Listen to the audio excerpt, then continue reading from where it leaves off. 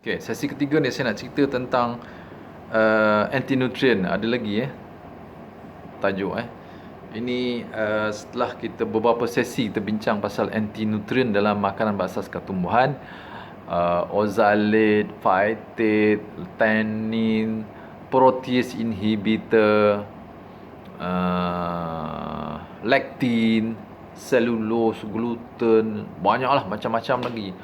Saponin, alkaloid, glycoside, ada jenis-jenis lah, bukan semua dia ada setiap benda yang kita sebut ni, bahan compound kita sebut ni, ada dia punya beberapa bentuk kan. Mungkin ada isomer ke, ada jenis-jenis kan, gitu So bahan anti nutrient ni dalam makanan berasaskan tumbuhan sebenarnya memanglah secara umum kita cerita bahawa dia adalah bersifat negatif. Maksudnya dia memberi kesan tak baik pada tubuh kita. Maknanya dia block penyerapan nutrien ke dalam tubuh kita. Dia mengurangkan penyerapan nutrien dalam tubuh kita. Semua bahan-bahan anti nutrien ni lah malah boleh menyebabkan keradangan. Kalau dia tepek, dia bind dengan sel-sel epithelial dekat dinding usus kita, perut kita kan, keradangan masuk dalam darah kita pun begitu, dan dia boleh menyebabkan leaky gut juga kan. So di samping perkara-perkara yang negatif ni, anti nutrient ni ada manfaat, ada kegunaan dia. Ada kegunaan. Saya buat kesimpulan lah. Ada kegunaan. Satunya ialah yang paling utama, bahan anti nutrient dalam makanan berasas tumbuhan memberikan makanan tu nilai GI yang lebih rendah. Nilai GI yang lebih rendah. GI ni glycemic index, maksudnya kita makan makanan karbohidrat. Karbohidrat memang daripada tumbuhan lah. Bijirin, bijian ke kacang semua kan, buah-buahan, sayuran, semua ada karbohidrat. Karbohidrat kompleks, karbohidrat ringkas, maksudnya gula lah, gula buah-buahan ke, sukros ke, glukos ke, fruktos.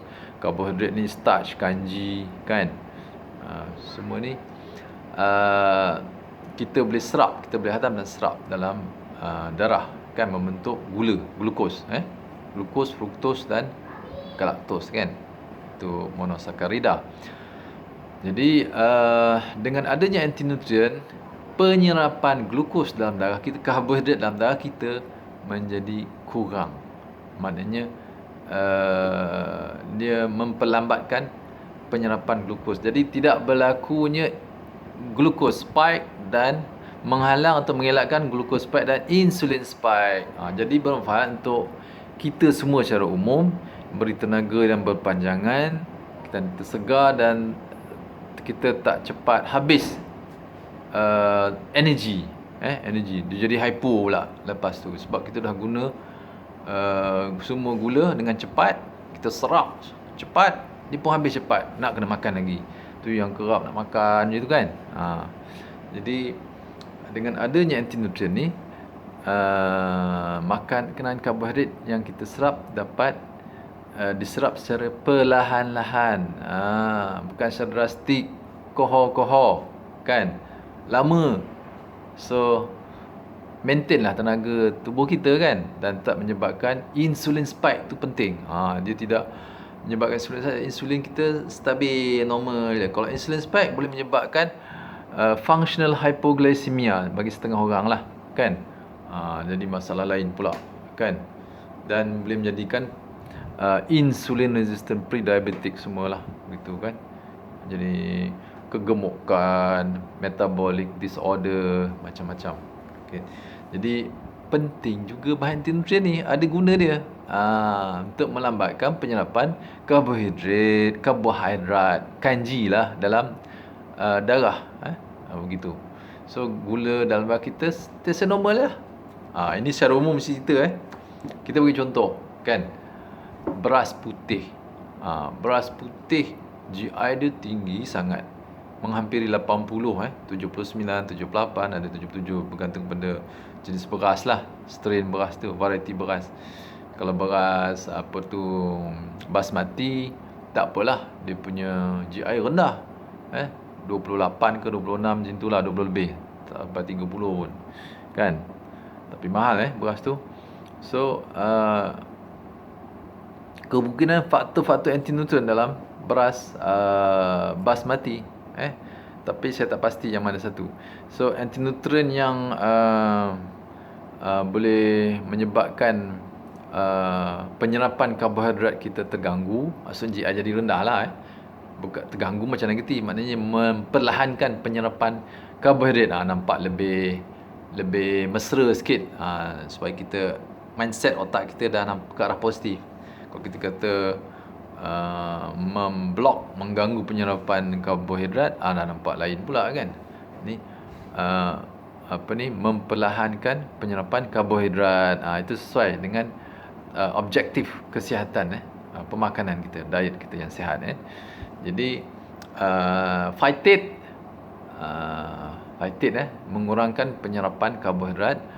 Satu lagi tak silap saya lektin juga. Hemiselulose juga memperlambatkan penyerapan karbohidrat Dia bukan melambatkan penyerapan asid amino, protein dan juga mineral,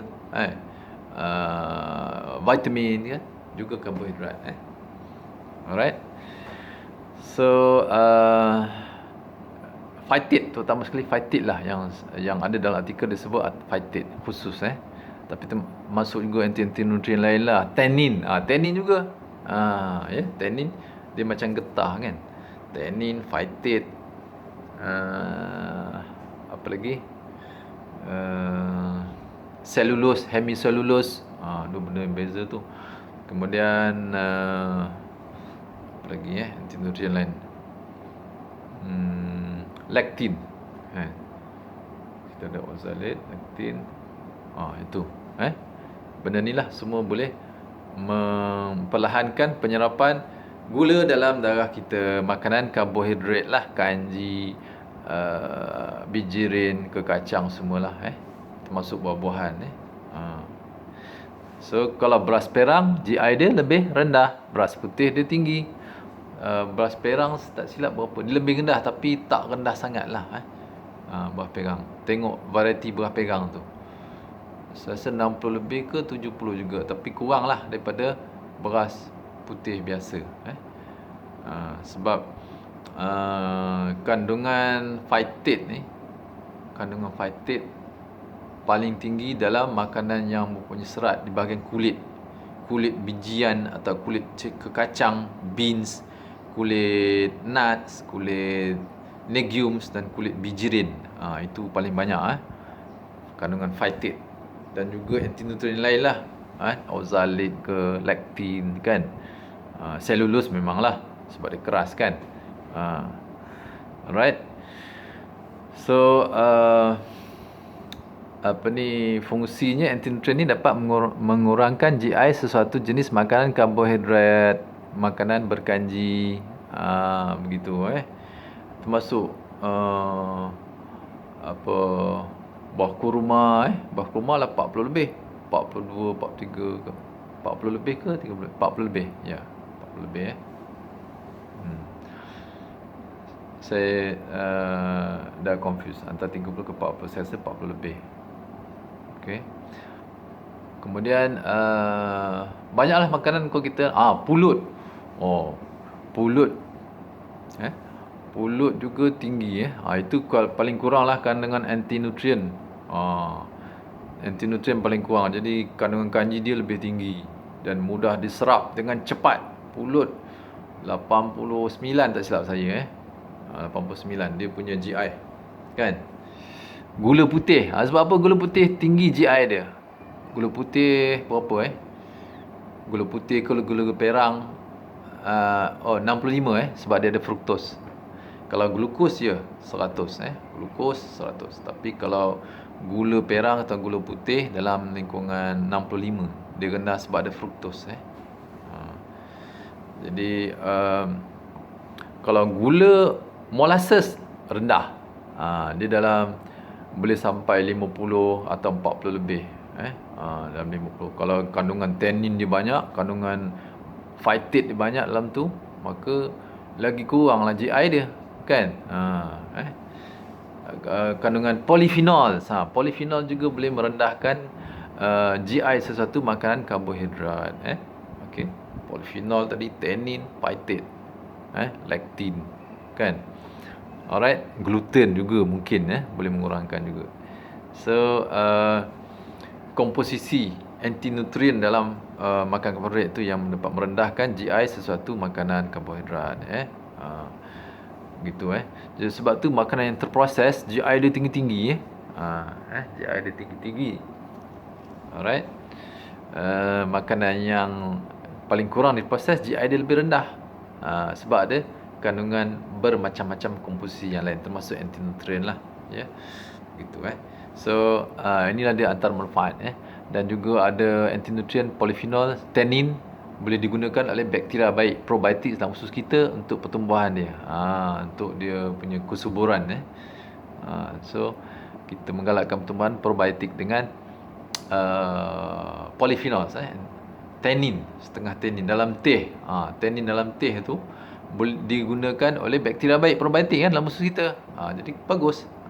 Itu kelebihan yang kedua, antinutrien, manfaat yang kedua untuk bakteria probiotik dalam usus kita. Right?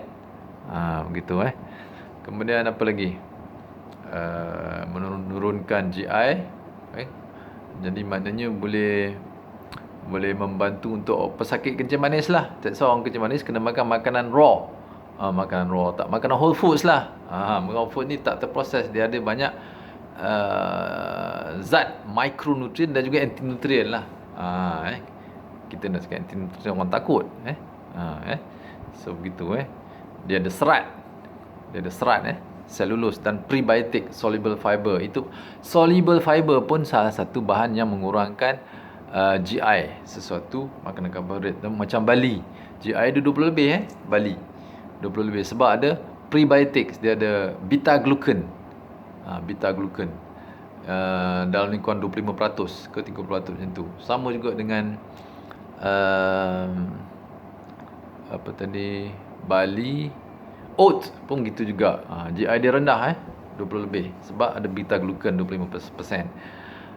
Beras parboil, dia rendah bukan sebab kandungan antinutrien, tapi proses menyediakan beras parboil tersebut, iaitu proses merendam,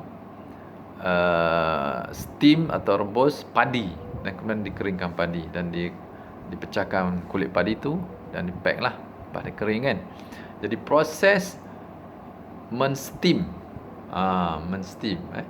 merendam, kita dah buangkan antinutrien secara signifikan dalam beras. Dalam beras, biji beras tu kita dah buang dengan merendam semalaman. Kemudian bila di-steamkan padi tu, maka terbentuklah resistant starch. Resistant starch ataupun kanji rintang. Apa dia panggil? Resistant rintang kan. Kanji rintang. Tak sedap bunyi dia. Resistant starch maknanya kanji yang kita tak boleh guna untuk menghasilkan gula, untuk diserap jadi gula, tak. So kanji tu telah berlaku perubahan secara fiziko-kimia menyebabkan kanji tu tak boleh diserap. Maka kanji ni akan menjadi satu sumber prebiotics. Ini makanan kepada bakteria baik dalam usus kita. So beras parboil punya GI yang jauh lebih rendah daripada 79 yang tadi. Kalau kita buat proses rendaman dan juga steam padi tu, maka GI dia turun jadi 30 lebih je, 31, 32, 33 kan. Jauh tu disebabkan resistant starch, bukan antinutrien. So ini special. That's why beras parboil, bulgur wheat, couscous, ini semua parboil grains. Parboil wheat dan parboil rice, maknanya beras rebus dan gandum rebus. Bulgur dengan couscous pun dikira termasuk proses dia bijirin tu sama dengan beras parboil. So dia punya GI rendah. GI dia rendah 30 lebih macam tu. So bukan sebab antinutrien tapi resistant starch. Resistant starch ni berguna pula untuk bakteria baik kita. So eloklah makan, tukar kepada beras parboil, couscous dan bulgur wheat So untuk orang kecil manis, orang ada masalah kolesterol, darah tinggi, memang digalakkan makan beras parboil, couscous dan bulgur wheat.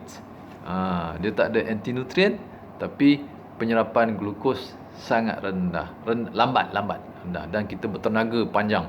So kita kenyang, sebab tu saya cakap kita makan 3 kali, 2 kali sekali sehari, sebab kita dah makan makanan yang memberi tenaga kita berpanjangan. Dia slow release perlahan-lahan, sikit-sikit. Kita perlu sedikit serap, sikit serap, sikit perlu sikit masuk. Kita bukan perlu gula tu sekali longguk masuk dalam darah, itu jadi mudarat. Tak, kita perlu serap sikit-sikit je. Kita perlukan kandungan gula dalam darah dalam 5 unit, 5 milimol ke apa, macam tu lah lebih kurang 5 unit secara normal. Range normal dia 4 hingga 5.5 lah untuk waktu biasa ni lepas makan kan. 4 ke 5.5 tu cantik. Kita tak perlu banyak-banyak. Jadi kita simpan karbohidrat kita dalam perut kita, dalam usus kita. Kemudian kita release perlahan-lahan dalam darah, sikit. Itulah dia beras parboil, couscous dan bulgur wheat, tanpa anti nutrien lah, oxalate, phytate, lectin, apa benda, protease inhibitor, tannin, semua tu tak ada. Masya-Allah. Ini dia kelebihan beras parboil. Dah mix cerita dia. So kelebihan anti nutrien tadi, pertama, mengurangkan GI, sesuatu makanan karbohidrat, memberi makanan kepada bakteria baik dalam usus kita kan. Yang lain tu kalau saya jumpa lagi, kita share lagi insya-Allah. Semoga manfaat. Assalamualaikum warahmatullahi wabarakatuh.